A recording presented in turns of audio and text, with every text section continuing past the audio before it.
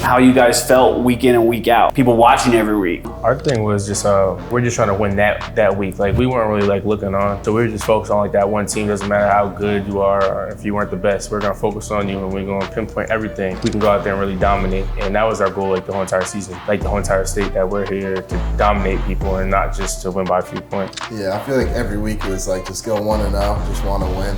One thing I like to tell my younger kids on the team and all that is just like backyard football. Like my thing is I like to go out every week and have as much fun as possible. This is Scott with the Shore Sports Network. We are back with Davin Brewton and Emanuel Ross from Red Bank Catholic. We've got John Carelli from Shore Sports Network with us. And we're just going to chop it up a little bit, talk about Red Bank Catholic's state championship season and get their feel on what's going on.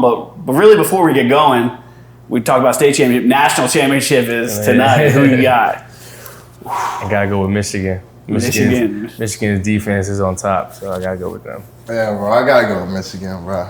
I can't decide yet. Now, even all those, with Harbaugh, like in the college playoff, you really think he's going to get over the hump this time? Jim McCarthy, Blake Corum, yeah? I think so, yeah. I think the Ravens is going to win the Super Bowl, and then his brother going to win the national championship too. So that's going to be two brothers winning. National championship. So the script's just writing itself out. They got that purple in it, so it makes sense. Exactly, yeah. The Ravens, they're going to take it all. Yeah. It's Michigan and Ravens. I got that. Awesome. So, you guys obviously had a good season. So take me back before the season. You're coming into your senior year, and you have goals on your mind. What does preparation at Red Bank Catholic look like? I mean, you guys have like a storied program. You kind of know what to expect. Was anything different this year? Was it the same? Like, what's the preparation that goes into it? Yeah, I mean, I feel like it was kind of the same every year going in. I feel like football's kind of like all year round. So it's like coming from AYF into high school football, it kind of just started in the summer, way early before you get into your game. So that's kind of what we just did. We just stayed consistent. I say we started off with the weight rooms and everything, and then once like the summer came closer, first we had spring workouts like with college coaches there, so we were going to like playbook calls and everything, and then once the summer hit, really, then we started like our summer practices. So we kind of just got like ball rolling earlier, and I feel like Coach Lang have anything like kind of unique that you think? Obviously, not playing for other teams, but yeah. I mean, a lot of conditioning. He always says win the day. So we kind of had a lot of practices like Monday through Saturday. So that's the mantra there, win the day. Yeah. That's nice. So. Yeah. Now I know coming into this year, obviously you guys had really high aspirations, especially with the tough ending to the year prior. Did it have a different type of feel than other years? Especially being your senior year, like did it have the feeling of a magical season's about to take place? For sure, because it was like the last football game I played, I lost. So it's like I lost. Like, I got to wait a whole 365 days to win another football game. So that was kind of one thing that went into our off-season workouts, I think. I kind of came in, and I just kind of knew already. I was like, yeah, we gonna win the state championship. We gonna dominate. We had the first game. That was a tough game, so that was our first loss. But then we had 11 or 12 consecutive wins after that. So we just kept on grinding, had our heads down, and we're just focused on getting that state chip again. Yeah, so that first game though with Bergen, you guys, showing up to Count Basie Field, electric environment. Yeah, that was a great way to start off the year. Just like in that environment and having people like that around you, and just going against such a great team like that. So it was like a great way to start our year and kind of like what to look forward to. It was senior year, so it's like I don't like to put down the sticks on a loss. So I was we got to win the state chip. So yeah, no, I hear you. And with Bergen too, even though it ended up in the loss column, there was still a lot to take from that game. Like sometimes early season losses can be beneficial on a state chip run. So you got your defense, was lights out in the beginning, just kind of trying to get things to gel on offense a little bit. Exactly. What were some of the lessons you guys took away from that? What was talked about after? Definitely just mental toughness. There's just definitely errors that we made in that game. So it was good to watch film on that and just tweak that, correct that going into the rest of the season. I feel like we fixed a lot of errors from that game, and then obviously just getting better as a football player. I just wanted to continue to condition myself to be ready to play both sides of the ball, no matter how good of a football team we're playing. So Yeah, definitely. Obviously, being wide receiver is your main thing. Defensive back, you had a phenomenal season at defensive back, And in that game too, you can kind of see that early on too. I was at that game with Scott Stump, and you can kind of see some of the things we talked about before with Frankie. It's like how much he developed as your quarterback this year and became the heart of that team with his role. It's like early in the season, there's some little things here and there, but I mean he really emerged. Like what's your take on Frankie's development this year? Yeah, I think sometimes it takes a loss to just examine yourself, and I think we did that as like an offense. So I think he definitely went back to the drawing board and he thought about things that he needed to do. I thought about things that I needed to fix, and we worked together on that at practice and kind of got our timing down better. Nice. Yeah, I feel like he was climbing like the ladder, and like he peaked at like the right time. So it was just like building that confidence and just being focused and keep on going. So that's what I felt with him. Now, when you talk about that mental toughness, kind of going back to the drawing boards after week 1, against Bergen Catholic, I know you kind of touched on what you took and what the lessons were from that, but being able to play against that high quality team like a Bergen Catholic, how did that really set the foundation for the rest of the season? So we kind of knew going to that, like, they're like the number 1 team in the state, so most likely we weren't going to get better than them. So we knew, we wouldn't in that game like a mind state to win, yes, but we were also gonna see where we stood at. So even we kind of stuck in with them throughout the first half, second half to kind of pull away a little bit, but it was kind of more just to see how developed we were. So seeing what categories we need to work on, or what we might need to be more in shape. We might need to do this better. So it was kind of just seeing where we're at. Kind of. Yeah, I feel like it kind of helped us just set a bar for ourselves, because it was we came out with the loss that night, but it's that's a game that no matter what, I feel like we should have when we finished that game, it's we should have won that. There's no games that we go into that it's we could leave that on the table. There's no games we could leave on the table. So that's one thing. That's what we're saying out there too. It's I'd love to see the end of the season where you guys matched up with them. That would have been interesting because early season. But then you guys rolled in. You handled business over the next few weeks. You had Colts Neck that you beat, and limited them to 7. And Chris Scully, phenomenal running back, set the Colts Neck rushing record this year. And you guys held them. You held them to 7. Our 19 tackles. You got Wall 46-0, Rumson 34-6, which, like I said, I thought would be closer. To your point before, it was a closer game, But yeah, so you kind of did take that. So some of that middle season stuff, I guess, talk about how you guys felt week in and week out. What's the things that from the outside, even people watching every week, what's going on? Our thing was just we're just trying to win that week. We weren't really looking on. So we were just focused on that one team. Doesn't matter how good you are or if you weren't the best, we're gonna focus on you and we're gonna pinpoint everything.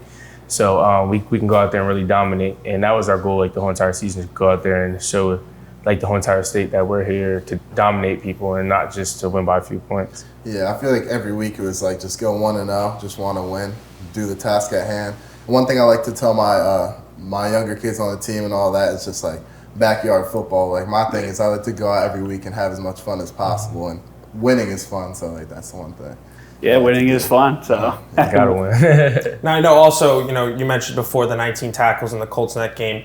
Did you guys ever go out into individual games? I know football is obviously a team sport, but did you ever set a standard for yourself, saying I want to get 12 tackles and a sack today, or based on who you played, or was it kind of just like you said, take it 1 week at a time? No, definitely. I go out there with goals. I always set the highest standard for myself. So I go out there I have to get at least 15 or 20 tackles a game. So I always want to set that high bar. So so I have high expectations for myself, so I can really ball out on that next level. Yeah. I mean, in my position, it's you don't always get to dictate when you touch the football. So it's my goal is to get in the end zone every time I touch the football, because I won't know when the next time I'm touching the football is. And that's the easier part. I can kind of determine when. You got to catch the ball first. Got to get it thrown to him first and everything. Mm-hmm. Did you have a point this season that you felt you made a turning point personally, where you felt all of a sudden you're wow, I'm better because of X, Y, and Z, whatever it happens to be? I feel that first game really. Yeah, I was about to say that. Yeah, that first game coming in, I already knew I worked my butt off this off season, so I improved on speed wise. I improved on physicality, came in there bigger. So I feel like I improved since like the first game and just kept getting better and better throughout the whole entire season. Yeah, I feel like from there on, I was just like, I don't want to lose anymore for the rest of the season. So that was the goal I set for myself. I know you were talking about Frankie earlier, going back to the drawing boards and looking things over after that week 1 loss. But, what did you guys see personally from Frankie, from where you started off during, preseason training camp, all walkthroughs, to where you guys won a state title? Like, how much growth did he show you guys, as the quarterback of your team? And what are some of the things that he did right for you guys? One thing about Frankie, I think that I've seen throughout his career, he got thrown into the game early, young as a sophomore. And one thing is I've always seen his composure, and I don't think that got rattled in like any of our games. So, moving on towards the end of the season, especially in the state championship game, you could just see his composure. So that's one thing you need from your quarterback. Yeah. I would like yell at him too, and he just wouldn't he wouldn't say nothing. Like he just like say calm. I was like, all right, good. Yeah, he never got down on himself, so that's one thing. He's kind of growing into becoming a leader. Exactly. That's what I saw this year too. Like he also was more vocal, kind of like leading like more as an example for like the younger class. Yeah. So I was very proud of him and everything. So I feel like he's gonna do great things this next season coming up. And it's pretty apparent too. I mean, keeping the composure, not getting down on yourself, because Tom's River North game, right? Like we were talking about before, the story of the game actually wasn't RBC. It was TJ Valerio and him coming in and potentially beating Red Bank Catholic, and all of a sudden a switch hit and Frankie makes that ridiculous drive at the end of the game. And he looked composed. Like going into that game versus some of the mid-game switches and halftime switches that you guys did, like where do you see, like how did that develop? Oh, I don't even know where to start. That was just like a prime example of backyard football. He was kind of just making things happen. Even when the play broke down, he just stayed composed, got out the pocket when he needed to, and he just kept the plays. And he kept extending like the plays, even like if he was to get sacked, like the one it was like 4th and a couple, I think. Sure, he got out to the left, got it over to Lonzac for the first down. So that kept our drive going too. Yeah, he went crazy. He did his thing that game.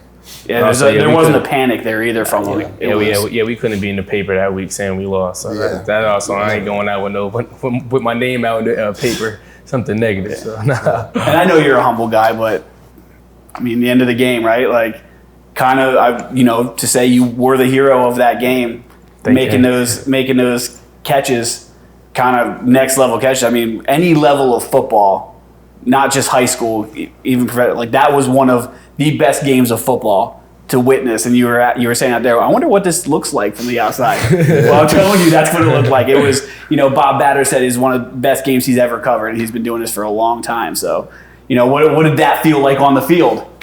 Honestly, bro, he just built for it. Honestly, even when we went to Buffalo Wild Wings after the game, I wasn't processing what happened. I kept seeing getting notifications on my phone. I'm like, it was a good game, but it was like, well, I don't even know, bro. Yeah. Like sometimes it just happens, and I'm just like. I remember too people questioning the call on the overtime one too. I was freeze framing. I was like, nope, there's his toe. It's right there. I was already knowing I was dragging both feet, bro. That was good on Sundays. I don't like to drag one foot, bro, because I'm trying to be ready for that level. So get ready for that next one. So, anything else on Tom's River North though that you guys got about that game? I mean, that was definitely one of my favorite games of the season. That was a fun game to play. It was it kept people on the edge of their seats too. So so I bet as a spectator, it was also very good to watch. Like just seeing it kind of go back and forth, and we were trailing and the whole second half kind of. So now, obviously, with a team like Tom's River North or even Bergen, whoever it may be, if you go in there and make a statement, say you win 35-7 or whatever, obviously, that you're going to be, look at us. But, what does it mean to know that you were down in that game multiple times and you had to show that resiliency, and then to be able to come out on top against another state champion? What does that really mean? Well, football is a game of ups and downs, so you really just got to, like how he was saying, got to see who's composed for it and who's really going to put their head down and say, guys, let's come together as a team and win this. Like there can't be any selfishness on the team, and that's what I feel about this year's team. Is that we really all work together, we all did our one role. Yeah. So that's why I feel our team was such a good team this year in the state. Yeah, I feel like we really kept it one play at a time that game, because it was, even when we were on defense and we were short on time, we had to use all our timeouts and we didn't have any on that last drive. It was that game, we could have just put our heads down, not tackled, but we did every little thing that we had to do to even give ourselves a chance. And that little sliver that we gave our offense was what we needed to win the game. We took advantage of it. So, yeah. Now, you guys said before, too, you go week by week. Got to win the week, win the day, win the play. So then coming from in the American division, the top division of the conference, you go play Towns River North, and then you got to get right back on the road the following week and come back to Donovan Catholic. Yeah. What was the transition coming off of a North win, riding that high, but having to buckle down, knowing this is really the de facto Shore Conference championship? I know there's not really a championship, but this is for the number one team in the Shore. That was the whole thing. I feel like we didn't really get big headed like this whole season. Like we kind of just took like each win as like the same thing. Like that Towns River win, it wasn't. No one came to practice like the next day. Oh my gosh, we won! It was kind of just normal for us. Like winning just became normal, and that's just what we knew that we were gonna do. Yeah. So we just got ready like that same next week, and just look forward to that Donovan Catholic game and win on that Shore Conference championship. Yeah. We just went to Towns River North, went to Donovan. Yeah. Good to know. A team in Towns River does not run Towns River. A team outside of Towns River runs Towns River currently. So. Right, yeah. What'd you say? I said we swam through the river trying to figure what the hype about. It wasn't talking about nothing. Stood on it. But either way, it is a good culture to, something that's not seen at this level all the time, is being able to do that. So the fact that there's a winning culture at RBC, it'll be interesting to see how that continues on, because now you worked with Frankie, so Frankie will be there, and then Frankie will work with somebody, and that legacy that train kind of continues. Keep going on. Yep. Keep passing like the torch, keep on handing it down. Yeah. So Donovan ends the season. You guys, number one team in the Shore. You roll into Holy Spirit. You handle business there, but then obviously everything was about the state championship. MetLife Stadium, getting to MetLife. It's crazy. That's the expectation, right? The same teams, three years back to back to back. We really should be 3 times this year. It's upsetting. But things happen, things happen. You deal with adversity, but I was like, we got to win the 3-game series. So I was like, went there, had to break the tie. So we didn't want to finish our careers on a loss, and we wanted to get that second ring. So. What was that feeling like? Ending your career with that, that high of a state title. Obviously, it's a great feeling, but being on the field all 4 years and putting in so much work over this course of time, how does it feel to end on this note? It was really good. You want to go? No, you can go ahead. I was just gonna say, because winning it 2 years prior, in my sophomore year, was okay. I was on the field that year, but I was young. I still had more ball to play, and I was like, I felt like that win was kind of the seniors. I was like, all right, I'm a role player, nothing crazy. We got the win, but I was like, I want to do this with my guys, all my class. I want to finish and do the same thing that they did, going out on a win. So it was good to be able to do the same thing that those seniors did in 2021. Yeah, I worked 4 years to win that state championship. I couldn't do all that work and then go out without a ring. So kind of just through the whole entire, because we had that long break because we had 2 byes.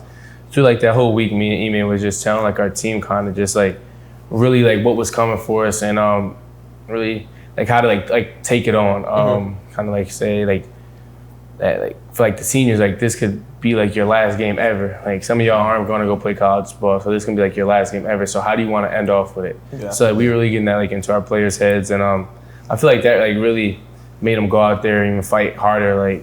We're going to win this one as a team, and we're going to go out with this ring. So I felt good with that statement going out.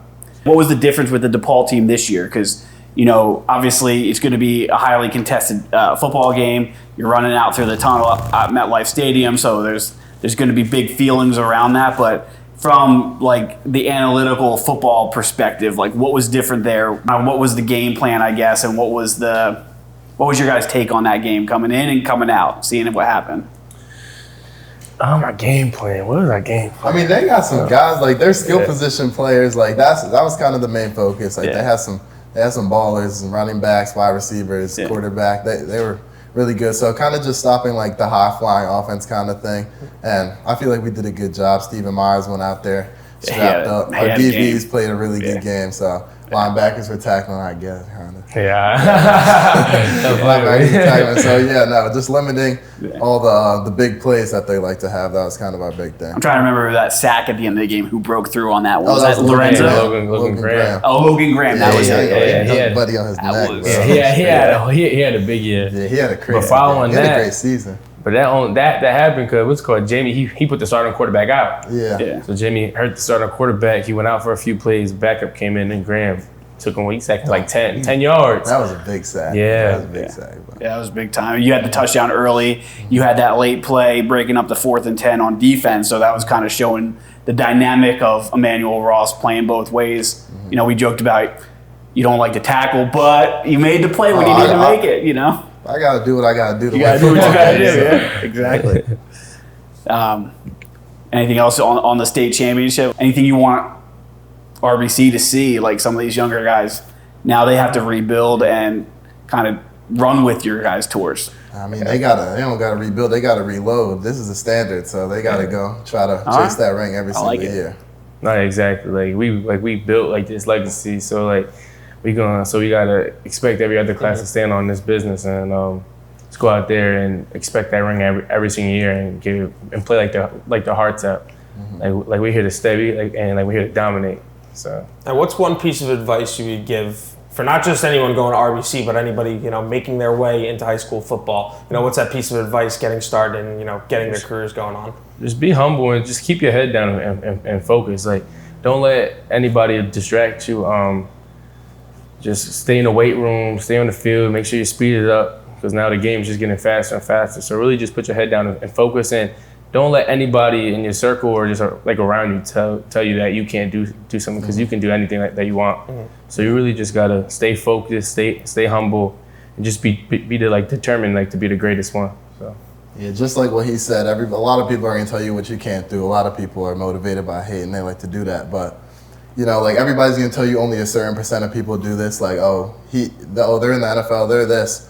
Only 1% of people do this. Only point-something% of people do this. But it's like somebody had to make up that percent. There's people in that percentage, so it's like just put yourself in the best position to be in the 1% by doing what you have to do every day. You never rule yourself out. You always keep your options. Always keep your options. If you open no mentally matter what. rule yourself out, then you're never gonna be in that 1%. Exactly. I got this saying on my phone. It says, doubt kills more dreams than failure ever will. So it's kind of saying don't ever count yourself out.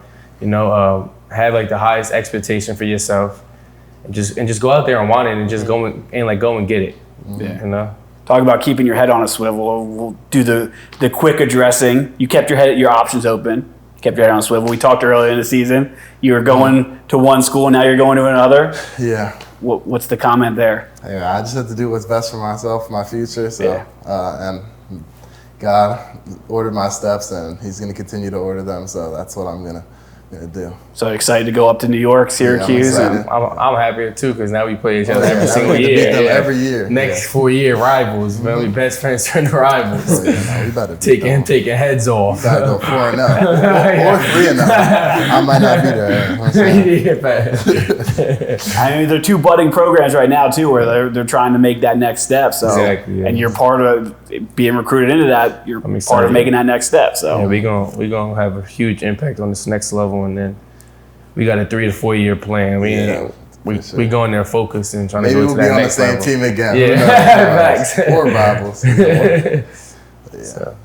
and then you did a visit to Pitt recently too. How'd that go? Hey, everything going real good up there. So I just can't wait to get down there in May. So the coach is super excited, and I'm super excited just to make a huge impact on that team and bring my leadership role down there and really just get to work. Are you guys talking to any of the guys on the roster, kind of getting yourself Oh acclimated yeah. yet? So now it's January, so a couple of the dudes already went down there that are in my class. So we just been talking, and I also been talking to some of the linebackers down there. Nice. And seeing what they been going through and everything, and see how everything's going. Just their staying in brains a touch, little bit. always, yeah. So as you guys go on to the next level too, you always be RBC guys. You always be short conference guys too. So I know you guys are big in the community. Your dad with his restaurant, Brewton's shout out. I had to do it. Brewton's restaurant, check it out. And then, and you know, your family, I see them on social media. I see, you know, doing their thing. Yeah, shout out Ross fam. Yeah. Shout out Ross fam. You can't make it and not give back. You always got to give back to the people. I'm about to drop an e-schizolation right quick. Let me hear it. Let me hear it. Stay down till you come up. And when you come up, remember where you came from. Nice. What part of E-schizolation is, what was that? I think that's that was chapter 2, verse 5 through 6. Yeah. Yeah, something like that. Yeah. Kind of just touching back on the community. It's going to be cool to see you guys, you know, come back 5-10 years down the road and see how much RBC has grown. And, you know, how much you guys have impacted the game to, you know, keep their foundation going. So, I mean, that's going to be another really cool thing for you guys to see. And hopefully, you know, whether it's in the NFL or wherever you guys go in the future, you know? Like I said, we going to pass that torch down, and they better keep that thing lit. So Yeah. we better turn that on to a bonfire. Yeah, exactly. They better go get what's more out there. So what are your majors though? What are you studying when you go? Oh, real estate. Real estate. Okay. I study sports management. You'll be around it then. And then I'm also so that's my second major, but my first major is in NFL. So Yeah, you're right. You guys got anything else you want to throw in? Because you guys will go Diss far. enough people though. Like, I know, yeah. we didn't diss enough people. I'm trying to go viral again. Why is the you short should've conference asked the me- best conference? Yeah, but Yeah, the ask short me about conference still is the best conference. So just so y'all know. Here at Thrive, you guys, Thrive Sports, Spine and Sports Rehab. So you guys been working with AJ over here. This definitely works out. We're sitting between the two saunas. The cold plunge is right there. You're talking about the cold plunge. First time in the cold plunge, what happened? Yeah, I stayed in that joint for 5 minutes. Got me a t-shirt. You didn't get the t-shirt. Yeah, I did get a t-shirt. But he I'm gonna get trying to it today. I'm trying to make him look good. They still gotta get me my t-shirt right now, but I completed the challenge. So. Yeah, I've been been here in- a few times. I got the acupuncture done on my shoulders and everything, and you know, and on my ankles, and that like helped me too during the season. Just kept all like the inflammation out and everything, so definitely helped me throughout the season. Yeah, you came after the North game, and then you could see the speed the following week too come back. So Exactly, I think, yeah. So it was just kind of like keep me like right on. and Micah too. I think he showed up, and He did. he looked. That's when he came back strong too. Was Yeah. right after coming here. Yeah, So they I got mean, him back quick. Yeah, definitely a great spot if you're on the area. Definitely come and check it out. and you're part of Team Thrive, right? Team Yeah, Thrive, it's all yes, on the- uh-huh. on Yeah. Location coming, I think Freehold, something like that. So yeah, some, but wherever he ends up, I'm not sure, but Yeah. we'll see more locations pop New up. location loading, yeah. But Yeah, you might need one in Pittsburgh and in Syracuse. Tell them, hey, AJ, on open that it up. aisle, brother. Do this real quick. All right, guys. Well, I appreciate the time coming back on, and it's been an honor and a pleasure covering you guys this season. Yes, sir. We got to connect before the season, after the season, kind of see both sides of it, and watch you guys grow, you know, and develop. It was pretty awesome. So Yeah, thank you for having us. Yeah, it's a pleasure to be on here. Yep. yeah, good luck. Good luck. Thanks.